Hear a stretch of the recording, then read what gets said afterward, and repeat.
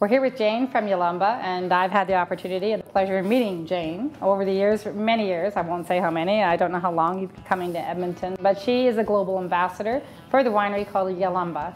Although they're big, they're small, and I know Jane's going to go into that in some depth, but I really want to focus not only on these wines that we can see here, a lot of the Cab Sauv, Shiraz that Jane loves, and even a Moscato.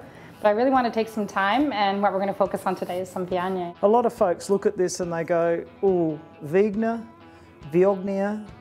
And you know, if someone can't say something, they're not going to go near it. When we sort of played with viognier in the early days, we actually spelled it phonetically, VEE-ON-YAY,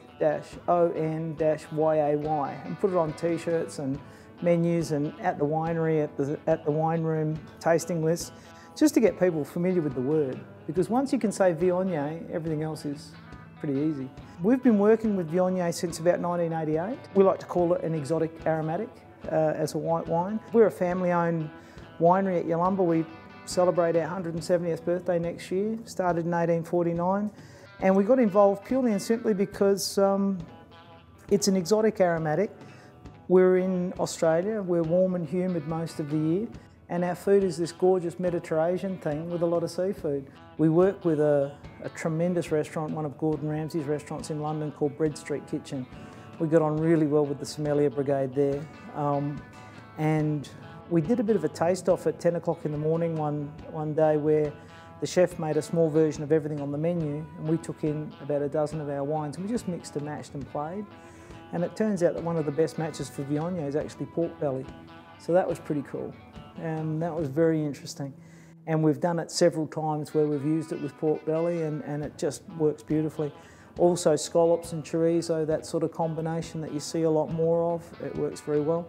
And when you come down to the little sisters that are a little bit more bright, just quite fresh, a lot more lighter in the palate, there's a huge number of restaurants in Australia, cafes, that are doing salt and pepper squid, chili squid, peel and eat prawns, or prawns that are marinated in chili, ginger, lime and lemon juice, lemongrass, on a skewer, on the grill, and it just makes, you know, perfect sense. There's also a really interesting school of seafood sashimi, where those really fine slices of various different fishes are actually almost cooking in the vinaigrette that's been added, and viognier just goes beautifully with those. It's got apricot, stone fruit, blossom on the nose, and it's got this gorgeous viscosity and carry through on the palate. With viognier, we've got the biggest sister, Virgilius, which is a barrel selection, pretty much of one single 22-acre vineyard. The little sister, Eden Valley Viognier, is the rest of that vineyard. Then we've got the organic. This is a really nice story because this is the Barrich family at Loxton up in the Riverland.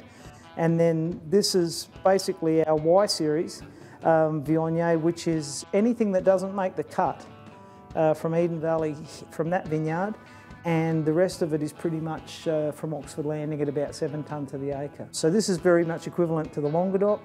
This is in Loxton. It's an irrigated area, but it's a family that's over the years has taken their vineyard not just to organic but to biodynamic as well.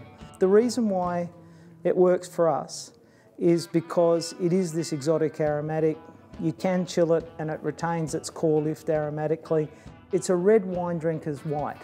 It's got a little bit of, you know, complexity on the palate. Like I said, if you can say the name, viognier, it's a lot more approachable. Once you actually get to open the bottle and really work with it with food, it really I think it comes into its own.